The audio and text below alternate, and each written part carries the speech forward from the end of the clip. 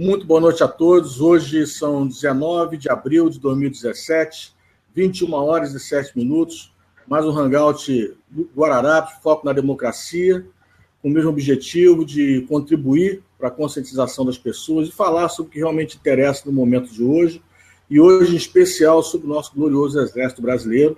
Contamos aqui, mais uma vez, com a presença do nosso irmão, nosso grande amigo Durval Ferreira, capitão Durval Ferreira, e também com o general Teófilo. Grande prazer conosco mais uma vez. Boa noite, gente. Boa noite, Durval. Boa noite, general Teófilo. Uma boa noite, Valmir. Boa noite, general Teófilo, que é o representante aí do grupo Guararapes também, que está em parceria com o nosso grupo. Boa noite a todos aí que nos assistem também. Boa noite, pessoal, principalmente aos que estão agora passando a nos assistir, onde nós pretendemos, na noite de hoje, falar sobre o Exército Brasileiro, já que hoje comemoramos o Dia do Exército Brasileiro, relacionado à primeira batalha dos Guararapes, em Pernambuco, para a expulsão dos holandeses de Recife, e onde, pela primeira vez, os patriotas que se reuniram para expulsá-los usaram a palavra pátria, embora nós já ainda fôssemos e seríamos ainda durante algum século colônia de Portugal, já se usou naquela época esse termo pátria entre os nossos grandes líderes.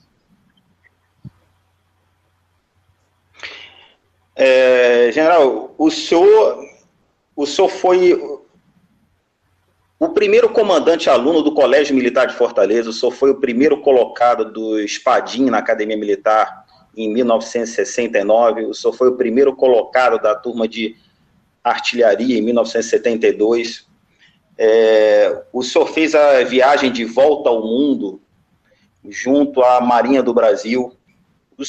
O senhor, assim, no caso, é paraquedista, mestre de salto, precursor paraquedista, salto livre avançado, tem escola de comando de Estado-Maior, foi o chefe de operações da 8ª Região Militar, foi subcomandante lá da ESAEX, quando eu só foi de 91 a 93, eu servi lá em 96, quando eu estava voltando dos Estados Unidos. Quando eu estava vindo lá do batalhão. Quando eu era subcomandante da 7ª Companhia de Engenharia de Combate Blindado, lá com o general Heleno. O senhor fez também Army War College, né, dos Estados Unidos em 94. No 94 eu estava também nos Estados Unidos. O senhor foi comandante do 10º GAC em Fortaleza. O senhor foi adido da Colômbia, que é onde eu pego bastante informações também com o senhor. O senhor foi do Comando de Operações Terrestres, o senhor foi comandante da Artilharia Divisionária, da primeira Artilharia Divisionária, e foi chefe do Estado-Maior do Comando Militar do Nordeste. Com uma experiência dessa, com uma bagagem dessa, nacional, internacional, qual é a importância do Exército Brasileiro hoje, aliás, ontem, hoje e no futuro do nosso país? Olha, o Exército Brasileiro, então, como eu falei já agora no início, foi até interessante essa sua colocação, porque, como nós vimos, o Exército Brasileiro, nessa Batalha dos Guararapes, ele tinha os batalhões, que chamava-se naquela época de terço, formado de todas as etnias já daquela época. Então, tinha o batalhão de negros, tinha o batalhão só de indígenas, e cada qual comandado pelo seu devido representante, e agiram de completa igualdade. Então, não havia uma supremacia do batalhão de portugueses sobre o dos negros ou sobre o dos índios que estavam na época. Então, você veja que, desde o começo, a formação do nosso exército está intimamente ligada à formação da nacionalidade brasileira. E é isso que nós temos no exército, essa ideia de que nós devemos dar valor a quem realmente tem o valor, ou seja, a meritocracia. Isso vem desde esses primórdios. Não interessava, naquela época, se o cara era dono de engenho ou se ele era um escravo fugido. Interessa que ele tinha valor naquele combate. E toda a nossa formação deste Exército Brasileiro sempre foi pautada nisso. Não privilegiar ninguém por sua casta, por ser filho disso ou daquilo, mas sempre pelos méritos que ele demonstrou na sua vida profissional, e com isso ele seria, e vai continuar a ser, promovido para os cargos de maior relevância. Então, toda a nossa formação da nacionalidade brasileira é intimamente ligada à formação do Exército Brasileiro. Então, você pode notar que não há nenhum evento do Brasil que o Exército não estivesse ali presente, respondendo aos anseios do povo brasileiro. E assim vão nas guerras que houveram para a consolidação da independência, as guerras que houveram para manter o país unido, vencendo aquelas revoluções que queriam se separar, Balaiada, Sabinada, durante todo aquele início de império, as guerras externas, como a Guerra da Tríplice Aliança, a Guerra da Cisplatina. Então, em todas elas, o Exército Brasileiro esteve presente para atender os anseios do brasileiro. E assim foi até a proclamação da República e de consolidação da República, manutenção da democracia no Brasil, na luta contra os diversos movimentos que queriam transformar o Brasil numa grande Cuba. Então, o Exército Brasileiro sempre foi parte integrante da nacionalidade brasileira, atendendo aos anseios deste povo para a felicidade dele. Então, hoje, nós podemos afirmar, então, que o Brasil é um país continental e é o país mais rico do mundo, de fato, por causa das Forças Armadas. Isso qualquer menino que leia a história do Brasil vai verificar isso. Desde esses primórdios, quando estávamos ainda engateando em formação militar, o Exército se faz presente para manter o país, já que Portugal, por ser muito pequeno, não tinha como mandar tropa para nos defender, é o próprio Exército, ainda embrionário, que vai atender esses reclamos daqueles colonos que aqui habitavam, de evitar que outras nações, porque nós tivemos invasão francesa, invasão holandesa, tivemos a França Austral lá no sul, tivemos invasão holandesa também no Maranhão. Então, você veja que, desde aquele princípio, o Exército estava ali para manter esse grande país. E depois, ele vai se prolongando para o interior. Até o grande, já na República, que nós já tínhamos um país consolidado, as suas fronteiras, mas não integrado por comunicação, nós vemos o general Rondon lançando fios de telégrafo para poder se comunicar com todo o país. Muito interessante isso, até por alguns motivos. Algumas coisas que o senhor disse aí, no caso da meritocracia, eu lembro até hoje, quando eu entrei na Academia Militar, o corte da sociedade era muito grande, porque tinham índios, negros, pobres, ricos, tinha gente de tudo quanto era classe, de tudo quanto era tipo. E o mais interessante é que na minha época não tinha cota, né? E dentro da minha turma, os mais pobres e os mais necessitados não eram os negros, como se diz hoje, né? Eram assim, no caso, pessoas claras, brancas, de olhos claros, nordestinos. Porque isso aí principalmente porque o nordestino do interior de Pernambuco, ele é claro dos olhos verdes, né? E eram os mais necessitados. E a gente sentava à mesa durante os 4 anos da Academia Militar e a gente via evolução de cada um. Tinha gente que nunca tinha comido com colher, né? Tinha gente que nunca tinha tido acesso a um dentista, mas todos nós crescemos juntos e por meritocracia, o senhor, né, no caso, é o primeiro colocado tá, de turma, eu não sou primeiro, mas eu sou 0, né, também, né, mas eu não sou primeiro. Mas era por meritocracia, né? O primeiro colocado da minha turma é um nordestino, do interior, do sertão do Rio Grande do Norte, né? Que começou muito mal e terminou muito bem, por puro mérito, exatamente mérito, como o senhor falou. O movimento de esquerda nacional, internacional, ele busca desinformar, ele busca a desinformação, ele busca estressar as pessoas através da propaganda, da mídia, através de acumulação de informações e tudo mais, e tem muitas pessoas inocentes que ficam desinformados, né? Por exemplo, a gente vê aí muitas pessoas dizendo, que está passando a lei da imigração e os generais não fazem nada, está passando a lei do não sei o quê e os militares não fazem nada. Isso é uma desinformação da esquerda, mas tem muita gente que acredita nisso até por não conhecer as leis, até por não entender de leis. Então, nós, enquanto cidadãos, nós somos vítimas de tudo que está acontecendo. Nós somos vítimas da desinformação, nós acompanhamos, nós temos algum acesso à informação a mais do que a sociedade, mas nós somos extremamente legalistas. Nós nunca vamos fazer nada de legal, porque quem habita a ilegalidade é a esquerda e o bandido. Então, nesse sentido, general, eu gostaria que o senhor falasse um pouquinho sobre isso, tá? A democracia é uma concessão das armas.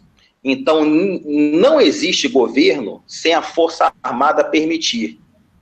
Todo poder emana do povo. A gente vê todo mundo falando, uma intervenção. Eu gostaria que o senhor comentasse um pouquinho sobre essas situações possíveis e depois eu vou bater bola um pouquinho com o senhor sobre a situação da desinformação que a mídia impõe, não deixa a população acessar a informação e entender o que está acontecendo. Por favor, general. Olha, nós temos, no meu entendimento, 3 grandes situações que provocariam a necessidade de uma intervenção militar. A primeira delas, como diz no artigo 142, é que o presidente de um dos 3 poderes, ou o presidente do Legislativo, ou do Judiciário, ou do Executivo, determinasse essa intervenção, né? Sempre em busca da lei e da ordem. Então, é preciso que a lei esteja sendo quebrada. Nós somos a garantidora final e última palavra. É lógico que todo o aparato judiciário e policial, principalmente, é o primeiro embate nessa manutenção da ordem. Mas o presidente de um desses 3 poderes pode determinar uma intervenção militar para que se restabeleça o império da lei. A segunda grande fase, que é que ninguém queria, é que já tivesse o Brasil quase em clima de guerra civil, facções se matando, e o Exército teria que intervir para acabar com essa grave perturbação da ordem. Então, independente de decisão de um desses presidentes, o Exército, visando o bem-estar e a garantia do cidadão brasileiro, interviria para acabar com essa guerra civil. E o terceiro caso, esse que você acabou de citar, é que o poder emana do povo. Então, se o povo, grande massa, vai às ruas pedir que se retire do poder aqueles que não estão correspondendo ao que se espera de uma autoridade constituída, e aí esse é o terceiro caso. Esse eu digo, por exemplo, um país de 200 milhões de habitantes. O que seria uma quantidade razoável de pessoas na rua? 20 milhões de pessoas. Então, se nós não tivermos um desses 3 casos, o Exército vai garantir que as outras instituições ajam dentro do que prescreve suas obrigações nas leis infraconstitucionais. Então, é que a Polícia Federal possa cumprir sua missão, as polícias estaduais, tanto militar como civil, possam cumprir com o seu dever, que os diversos órgãos do judiciário possam agir. E, claro que nós sabemos que, em última instância, nós estamos para resguardar o bem-estar da população brasileira. E qual seria o risco das Forças Armadas serem utilizadas contra o seu próprio povo? Esse risco é zero. Esse risco é zero. Jamais deverá as Forças Armadas brasileiras lutando contra o seu povo. Nós sempre lutaremos contra os maus brasileiros. Então, aquele Sim. que pega em arma para destruir a nação brasileira ou para prejudicar esta nação, e quando eu falo nação, nós estamos falando em povo, em costumes, em país constituído, base territorial, etc, etc. Então, se alguém, os maus brasileiros, quintas colunas, como nós tivemos o caso dessas diversas revoluções, tem que entrar para que aqueles maus brasileiros que queriam atrapalhar a vida do povo brasileiro fossem extirpados dessa sua ideia de prejudicar o nosso povo. Então, nós combatemos internamente em diversas revoluções, que eu falei aqui desde o tempo do Império até já há poucos anos atrás, combatemos contra os maus brasileiros que queriam transformar isso aqui numa Cuba. Então, mas nunca contra a população. Você nunca vai ver o Exército Brasileiro entrar numa grande manifestação popular e atirar no povo brasileiro. Isso jamais ocorrerá. Isso que o senhor falou é bastante importante, porque existem diversos caminhos e variantes por aí. Né? As pessoas pouco entendem também que a esquerda no Brasil está muito bem instalada. Então, para que as pessoas não tenham acesso a essa informação e a esse conhecimento, se utiliza muito a mídia. Por exemplo, a Globo é uma rede de comunicação aberta.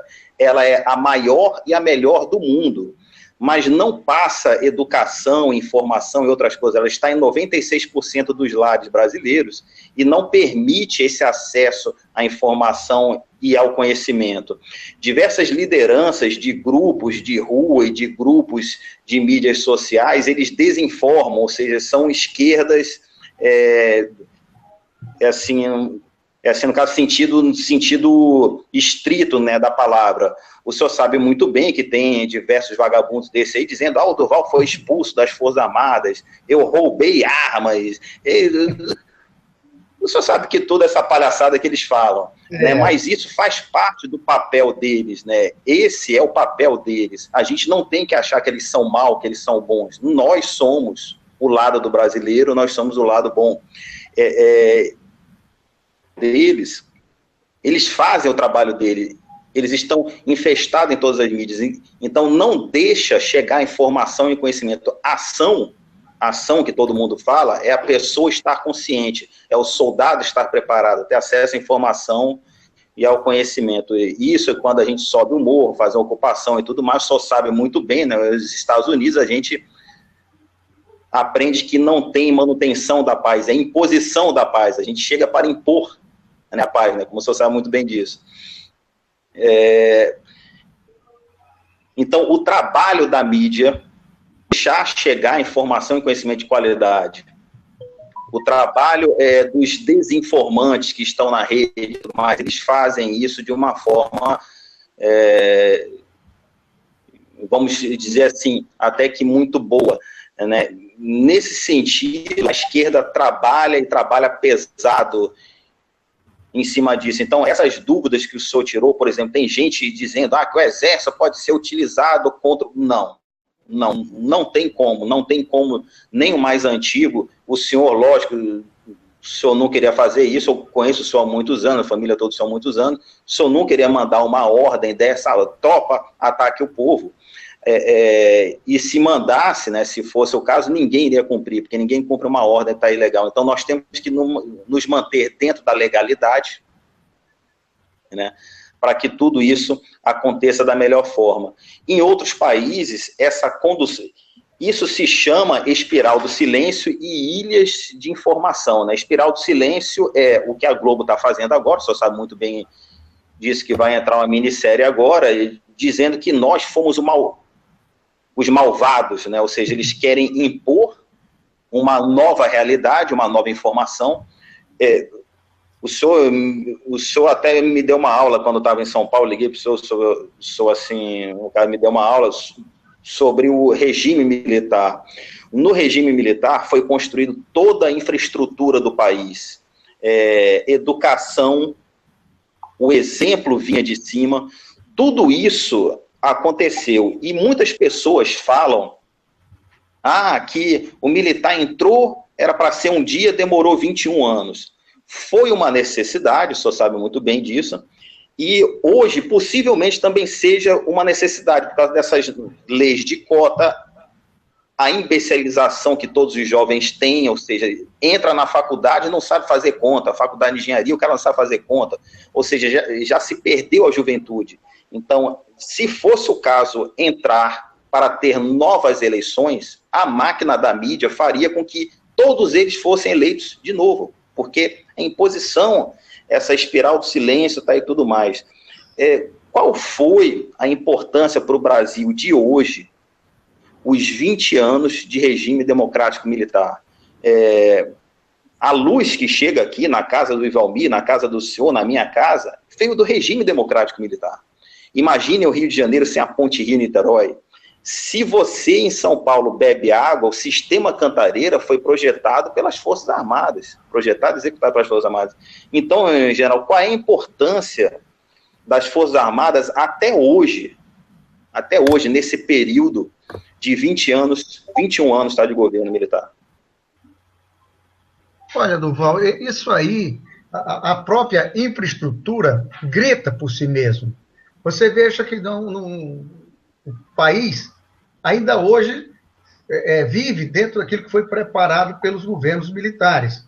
Então, são as grandes hidrelétricas, são os grandes portos, os corredores de exportação, que a grande fonte de dinheiro que o Brasil tem hoje vendendo para o exterior, são esses corredores de exportação, onde os nossos produtos agrícolas e pecuários saem por esses portos que foram feitos pelos governos militares. A energia que nós temos são dessas hidrelétricas, estradas asfaltadas que rasgaram o Brasil inteiro. Então, é toda a infraestrutura, inclusive a Embratel, que foi feita porque, antes dos governos militares, para você conseguir uma ligação telefônica, era aquele sacrifício. Você pedia de manhã para falar com outra cidade e ia conseguir no final da tarde.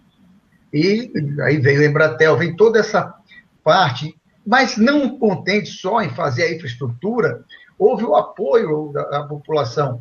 O pessoal fala das coisas que esqueceu o social. Não, o Fundo Rural era um fundo criado no militar para apoiar aquele homem do campo que não tinha como sobreviver. Então, desde os mais simples apoio a próprias universidades, que a quantidade de universidades cresceu nos governos militares. Então, houve o projeto de alfabetização de adultos. Basta ver os índices de analfabetismo, como diminuíram em 20 anos de governos militares. Então, atuou-se em todas as vertentes necessárias ao país. Então, foi na parte de infraestrutura, foi na parte econômica, os grandes bancos de interesses nacionais, como o Banco Nacional da Habitação, para poder o pessoal ter acesso a um dinheiro para fazer sua casa própria. Então, tudo isso foram feitos nos governos militares. Então, foi na área econômica, na área psicossocial, na área militar. O que se legou para o país é importante, mas o mais importante não se fala, porque são os valores intangíveis. Era o tempo em que havia respeito, havia ordem nesse país. O criminoso era preso e cumprir a pena. Numa licitação que houvesse, ia ganhar realmente o menor preço, não haveria essa corrupção desenfreada. Eu achei muito interessante a declaração do Emílio Odebrecht, ele achando tudo normal, mas ele diz, nos últimos 30 anos, era assim que funcionava.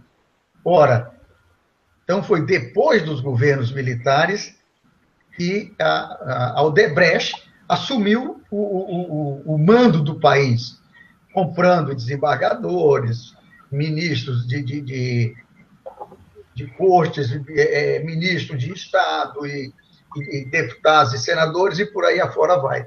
Mas então é interessante que esse legado do respeito com a coisa pública que havia naquele tempo, acabou-se. Isso aí é o que foi destruído. Foi a pior coisa da saída do militar, foi a perda disso.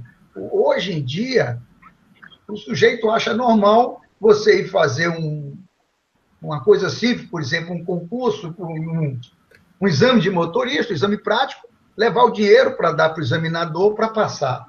Essa é a corrupção, se entranhou na mentalidade do brasileiro. Aí se estranha quando uma pessoa é honesta, como foi o caso desse jogador agora, que reconheceu que ele tinha machucado o próprio goleiro, e teve gente nas redes sociais dizendo que ele não deveria ter agido assim, porque o juiz já tinha dado.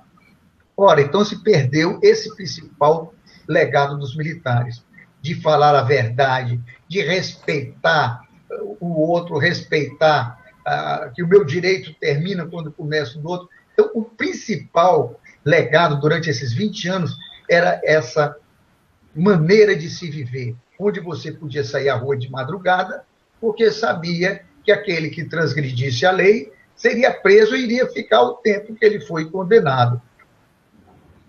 O civil podia comprar armas em lojas de departamento. Enquanto comprava o seu tênis, a sua camisa, podia comprar uma arma, uma munição, achei aquela arma bonita, na Mesbla, no Mapping e tudo mais. Na época do regime democrático militar, as pessoas tinham acesso livre às armas, desde que fosse um cidadão de bem, né? Outro exemplo que nós podemos citar aqui, que as maiores construtoras do mundo começou no regime democrático militar. Um exemplo disso, a Odebrecht, acho que foi fundada em 47, 49, não me recordo, mas foi o presidente Costa e Silva que disse: todas as obras de infraestrutura serão feitas por empreiteiras brasileiras. A Odebrecht se transformou numa das maiores construtoras do mundo por causa disso, e diversas outras construtoras brasileiras. Algumas saíram do Brasil e nunca mais voltaram, né? Depois, como o senhor muito bem disse, depois de 30 anos para cá, virou essa máquina de corrupção, né? Onde ninguém ganha, na verdade, porque Odebrecht não tem dinheiro. Odebrecht, ela recebe dinheiro do BNDES, que vem dos nossos impostos e redistribui, ou seja, não consegue fazer a obra direito, porque tem que distribuir. A obra vem sem qualidade, os trabalhadores não têm os seus direitos garantidos, a população não recebe o benefício do próprio dinheiro que é do imposto, e nós estamos morrendo em taxas astronômicas, 60 mil assassinatos por ano, 50 mil mortes no trânsito, 20 mil desaparecidos, mortes no SUS e outras coisas assim. Muito pior do que uma guerra. Nós estamos falando aqui em 120, 130 mil por ano, só nesses números aqui. A guerra do Vietnã, em 7 anos, matou 60 mil soldados americanos. Um outro exemplo de dignidade que o senhor falou, que o exemplo vem de cima, e nós aprendemos assim nas Forças Armadas, o exemplo vem de cima. O exemplo vem de cima. Nenhum presidente morreu rico e todos os presidentes utilizavam hospitais públicos. É isso aí, esse fator é que eu digo é o fator que mais faz com que o povo hoje peça uma intervenção militar. Não é nada mais, nada menos do que isso. Eles querem a volta desses valores cristãos que sempre foram muito caros, muito importantes para a população brasileira. E em todas as classes sociais do Brasil, desde o mais pobre até mais rico, nós vamos encontrar pessoas que pensam assim, que a honestidade tem que ser praticada em tudo, que o respeito tem que ser exercido, que a verdade tem que ser dita. Então, isso é que eles, em última palavra, estão pedindo, é que volte a uma maneira certa e honesta de se viver. O que o nosso povo está querendo é essa volta desses valores cristãos que foram destruídos. Ora, o sujeito que compra o examinador de direção lá do Detran, ele está indo contra esses valores. E com isso, você vai destruindo tudo e qualquer base da maneira de se viver. Então, a melhor maneira de se viver é quando tem honestidade. E aí, você vai separar o joio do trigo. Aquele que é desonesto vai para a cadeia. E o honesto vai poder viver tranquilamente, sair à rua. Em vez do bandido estar na rua armado, o cidadão de bem que poderia dar sua arma para se defender, e o bandido na cadeia. Porque, ao contrário do que muita gente prega, eu entendo, e eu tenho essa visão, sempre tive, que a cadeia é para aquele que não soube respeitar as regras da vida em sociedade. Não é para ressocializar, não é nada, porque o pobre não é bandido. O pobre, com pouco que ele ganha, ele vai viver. O bandido é aquele que tem essa má índole porque não teve educação em casa. E aí eu falo mais uma vez, principalmente a educação religiosa. Porque quando você fala não matarás, está falando em não agredir. Quando você fala e não roubarás, você está englobando furto, etc. Então, essa educação que vinha dentro dos lares, onde se pregava esses valores, isso se perdeu. E aí aconteceu que o cara vai ser bandido, não porque está necessitado, isso é uma minoria, isso é uma falácia dizer que o bandido vai para aquilo porque necessita. Não, ele vai porque ele quer roubar, ele quer ter. Nós estamos vivendo o Brasil do ter e não do ser. Antigamente o importante era o homem ser honesto, ser digno, poder andar de cabeça erguida. Isso está se perdendo. Hoje é o Brasil do ter. O cara tem que ter o carro, tem que ter a roupa de grife e por aí afora. Então, quando ele pede a volta dos militares, ele está pedindo a volta destes valores. Esses valores que nós sempre pregamos e vivemos isso. Mais importante. O militar vive isso na caserna.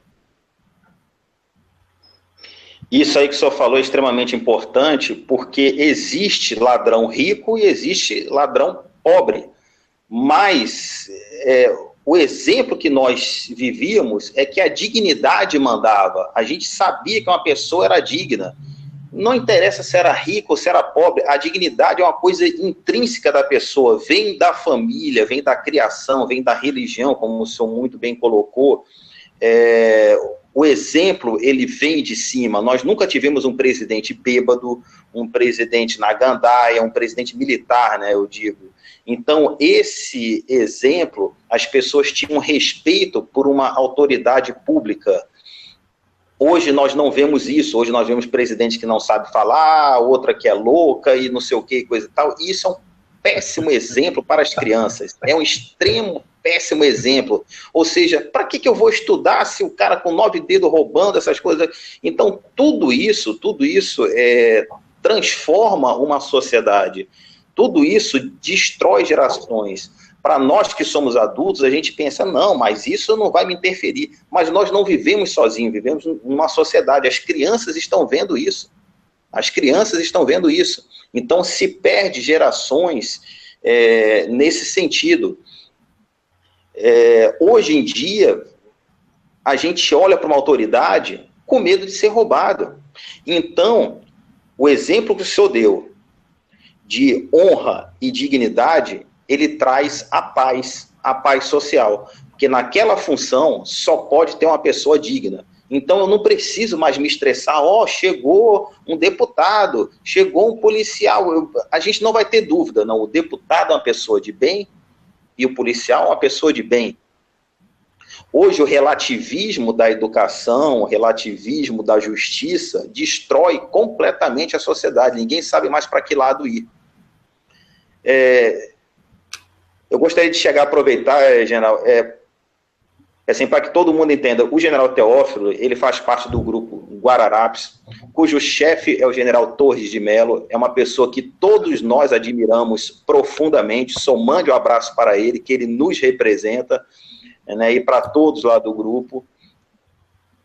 Antes que a gente esqueça aqui no calor, né, no calor aqui que no calor está da nossa conversa, que é sempre um prazer muito grande ter todos os senhores com a gente sempre. Eu posso pedir, o caso geral, para o Ivalmir trazer algumas perguntas, ele pode trazer algumas perguntas aí do pessoal que está assistindo, pode? Claro, claro, nós estamos aqui abertos, não temos nada a esconder, nem medo de responder a qualquer questionamento, dúvidas que sejam do nosso pessoal. Por favor, Ivalmir. O que acontece, Duval? O que acontece, general Teófilo? Na realidade, eu estou aqui observando o chat e outros contatos, né? E as pessoas, elas estão cada vez mais conscientes, né, Duval? Antigamente, quando a gente começou a fazer esse trabalho aí que a gente faz, a gente tinha muito problema com o pessoal do chat, o pessoal estava muito desencontrado, o pessoal estava meio indefinido, mas eu acho que em meio a todo esse caos, as pessoas estão despertando mais rápido do que ainda estava adormecido, né? E o pessoal que já estava acompanhando, que está se formando, está ficando cada vez mais afinado, né? Ou seja, o que o Duval está falando, na realidade, as pessoas que estão acompanhando estão colocando suas opiniões que não são contra o que está sendo dito aqui. Ou seja, isso aí está muito legal. Pelo menos que eu olho aqui rapidamente, não dá para eu estar olhando para o chat e outros contatos, né? Mas, enfim, é importante, inclusive, general, quando o senhor falou da crise moral e ética, né? A falta de honra que existe, que na realidade é uma herança primária. Herança primária. Ou seja, aí a gente faz esse contraponto, né, do que foram os governos militares a nível de excelência administrativa, a nível de excelência na realização de importantes infraestruturas no Brasil, e o que a gente vê hoje. Então, a grande dificuldade hoje do povo, o que é justamente o que foi ensinado de forma errada, e essa cultura de ter e não ser. Isso vem retroalimentando esse sistema doentio que está adoecendo a sociedade como um todo. Então, nós que vivemos alguma coisa do passado, outros viveram mais, outros viveram poucos, né? Então, a gente sente um impacto muito grande quando a gente olha para um passado não muito distante do nosso maravilhoso país e a gente toma esse impacto. Hoje mesmo eu estava conversando, eu costumo dizer, né, que, na realidade, a gente participa da vida política do Brasil, que nós somos brasileiros, a gente não tem cargo político, a gente não tem cargo público, né, de assessor disso, tal, não temos cargo parlamentar, não temos nada disso. Né? Mas a gente faz um trabalho conversando com as pessoas, né? E eu estava conversando hoje com um rapaz que estava dirigindo, um amigo meu, né? E eu estava conversando com ele falou, cara, eu estava conversando com a minha mãe, eu estava assistindo os hangouts de vocês. Pô, minha mãe achou interessantíssimo. E a minha mãe, ela estudou a vida toda em escola pública. E ela ensina matemática para minha irmã que está na faculdade. Então, veja bem... É uma realidade muito diferente, né? Muito diferente, né? Muito diferente. Então, o que tá uma coisa, Valmir, que me preocupa. Eu viajei o Brasil todo para dar aula, falar sobre geopolítica, explicar a política, e uma coisa muito estranha, tá diferente, é que tinham pessoas de idade, senhores de idade, que eu percebia que sabia mais matemática e não tinha uma escolaridade formal, sabia mais matemática do que as pessoas que cursam faculdade. Né? O que é preocupante, né? Porque até um pai espera que o filho aprenda mais do que ele, até para aprender, né? E você vê coisas diferentes no final, né? No final você vê que a escolaridade, a boa escolaridade, ela já passou e hoje em dia nós estamos perdendo com isso. Isso é tão gritante hoje, que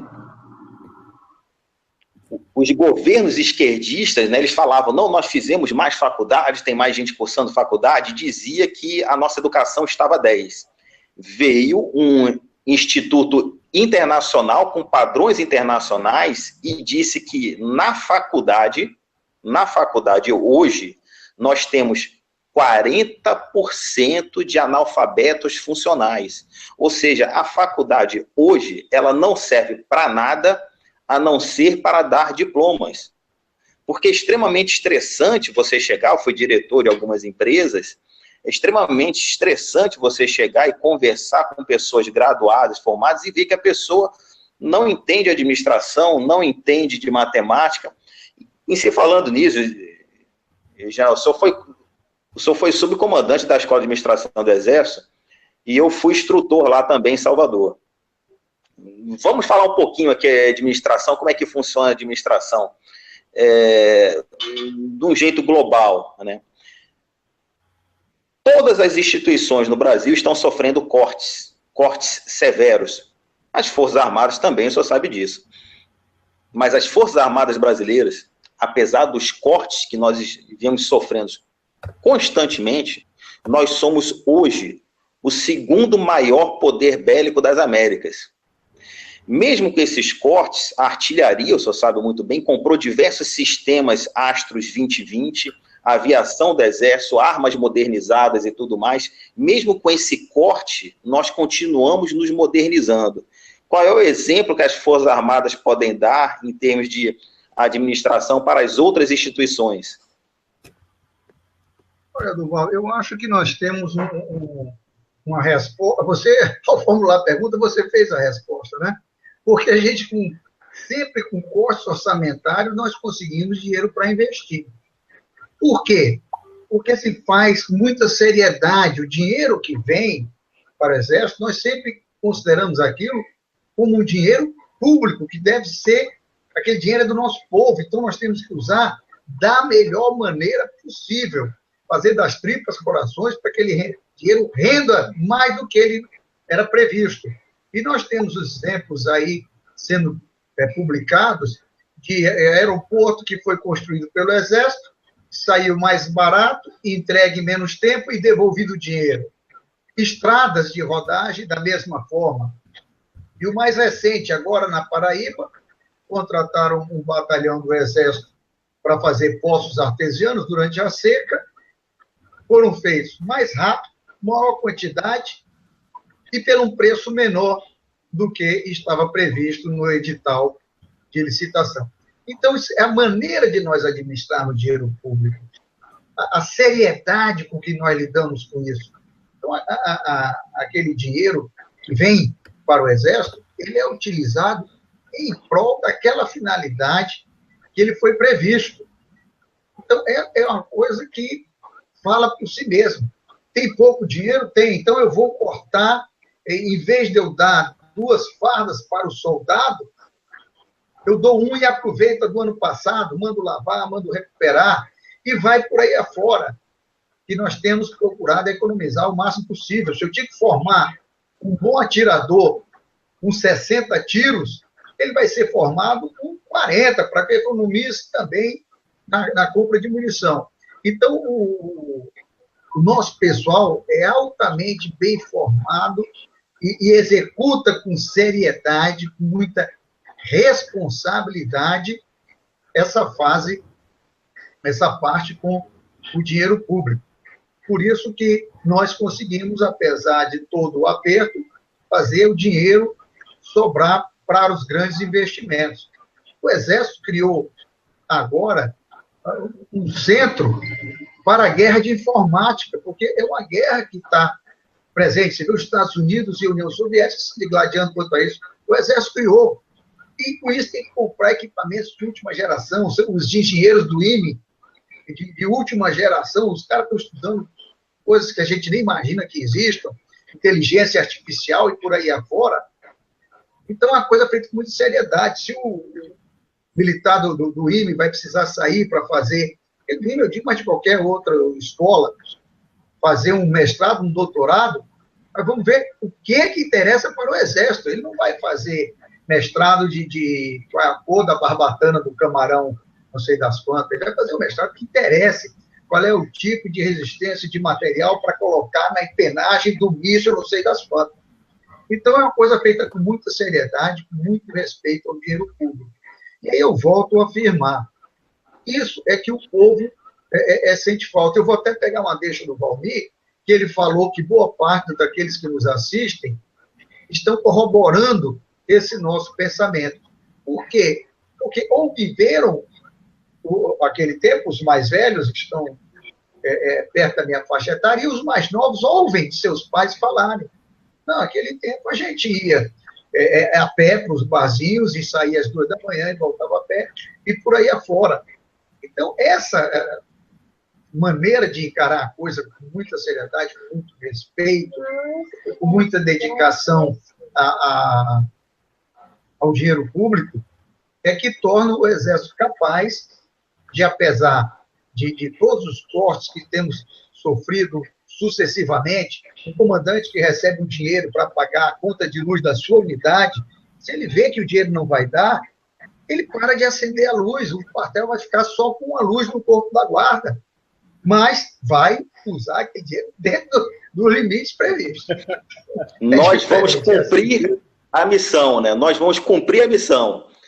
Matar o inimigo com uma bala, eu vou acertar entre os olhos. É cumprir a missão.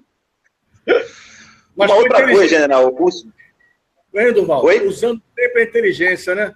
Racionalizando. Usando sempre a inteligência. Sempre a inteligência. Racionalizar custos. Exatamente. Essa é a maneira de encarar.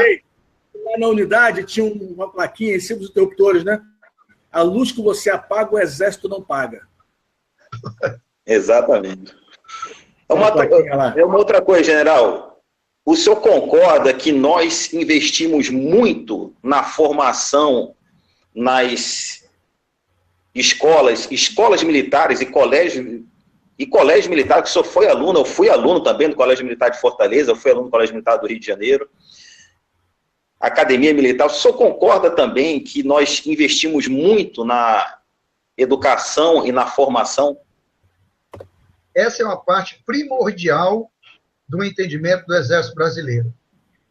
Nós sempre que tivemos que fazer cortes, o último a sofrer qualquer tipo de corte serão nossas escolas.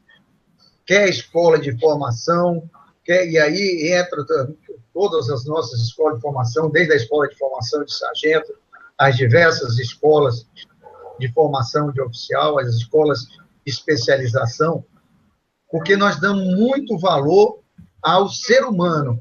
Então, nós temos que ter esse enfoque que é importante que nós formemos o homem de bem, o homem capaz, o homem preparado para a guerra, e quem é capaz de vencer uma guerra é capaz de vencer qualquer outro tipo de obstáculo que se apresente à sua frente. Excelente, excelente, chefe. E Valmir, tem mais alguma coisa aí? Não, rapaz, o Hangout é sempre muito rico, né? Cada vez eu falo menos do Hangout, né? Então, eu fico feliz com isso. E outra de especial, e é importante, hoje, dia do Exército Brasileiro, né? Quem pegou o Hangout mais no meio, né? O general Teófilo, ele iniciou o Hangout justamente fazendo uma síntese, uma coisa uma história bem sintetizada da formação do nosso Exército, né? Como ele surgiu, né? Falou de Guararapes, né? E o Exército ele continua com essa mesma característica, né, do tal do corte vertical da sociedade, independentemente de credo, de raça, de classe social. Ou seja, o Exército também é uma grande escola social, eu sempre digo isso, o Exército Brasileiro é uma grande escola social, onde a gente aprende, além de amar a pátria, se dedicar ao nosso país, a gente aprende também a se relacionar com várias culturas, com várias pessoas, com várias realidades, uma experiência muito rica que a gente passa, experiência essa que hoje muitas pessoas estão se unindo através das redes sociais, se aglutinando com base nas mesmas ideias, aonde se identificam, aonde querem pegar informação e onde querem se transformar e se conscientizar cada vez mais. Ou seja, na realidade, esse universo do nosso glorioso Exército Brasileiro, ele está refletindo cada vez mais no meio civil. As pessoas se interessam mais. Daí a importância também desse Hangout de hoje, do Dia do Exército Brasileiro, né? Então, quem não pegou o Hangout no início, eu oriento aí que o pessoal pegue no início. O general Teófilo falou coisas interessantes, bonitas, né? A gente podia até discorrer muito mais sobre esse assunto, mas o nosso tempo é curto. No mais, eu tenho isso para dizer, da minha felicidade, né, de ser brasileiro, de ter passado pelas fileiras militares, de ter familiares que passaram, outros que ainda estão, e de estar fazendo esse trabalho que a gente faz aí de formiguinha, né, trazendo algumas informações, auxiliando o Durval. Hoje eu estou aqui com o general Teófilo, um grande prazer, né, primeira vez que a gente está junto no Hangout. E no mais é isso aí que eu tenho a dizer. Parabenizar o pessoal do chat aí, que o pessoal está interagindo lá entre eles, né, estão conversando bastante, viu? Então, é uma coisa... Chefe, qual não, chefe? Não, eu só era complementar as palavras do Valmir, que o Exército Brasileiro, por ser este representante da nossa sociedade, por ter esse corte, ter pessoas oriundo de classes média, de classe baixa, e ele tem essa escola de civismo. Então, dentro de nossos quartéis, a coisa que mais se enfoca, ao contrário do que muitos pensam, não é só a formação militar, é principalmente a formação ética e moral do soldado. Lá, ele vai ser muito cobrado, nesses valores, falar a verdade. Quando você chama um soldado que sobre ele pesa alguma transgressão, ele sabe que ele tem que responder a verdade. Se você pergunta, foi você que, uma brincadeira qualquer, jogou manga no sargento lá, ele vai ter que responder a verdade, porque são valores que são ensinados na caserna, são valores que são vividos na caserna, são exemplos que ele vê na caserna. E isso vai passando de uma maneira tal, vai se impregnando de uma maneira tal daqueles que passam no Exército, que hoje a grande felicidade já na reserva é ser convidado pelos que hoje fazem o Exército Brasileiro e ver lá presentes aqueles que passaram, às vezes, 5 anos como tenente R2, 3 anos como sargento R2, estão lá de novo, presentes, vibrando com os valores que ainda são cultuados e serão sempre cultuados dentro do nosso Exército. No mais, eu queria agradecer a vocês dois a oportunidade que me deram de falar sobre essa instituição que é a minha vida, sempre foi, a ela me dediquei de corpo e alma e dentro do possível, continuo me dedicando. E agradecer àqueles que nos assistiram, dizer que nós estaremos sempre abertos a toda e qualquer dúvida e a qualquer questionamento, e me pôr aqui à disposição de vocês para quando quiserem me convidar de novo, será sempre uma honra, já que nós não temos acesso à mídia, vamos fazer nosso trabalho de formiguinha usando essas maneiras de divulgação social. Uma boa noite a todos. Não, mas o senhor não vai escapar ainda não, só espera aí que eu tenho só mais uma perguntinha para fazer para o senhor. Diga. Tá? Assim, na hora que o senhor falou de 20 milhões de pessoas nas ruas, as pessoas se prendem muito a palavras e tudo mais. Existe uma manobra para que se chegue nisso, tá? Isso aí depois nós vamos conversar mais pormenorizado com alguns grupos onde a gente visita no Brasil todo. Mas a pergunta final, ou então a ideia final que eu gostaria de perguntar para o senhor, para que o senhor discorresse sobre isso, a lei, ela só existe quando existe justiça. Para o senhor comentar sobre isso, por favor. Olha, Durval, isso é um princípio ético.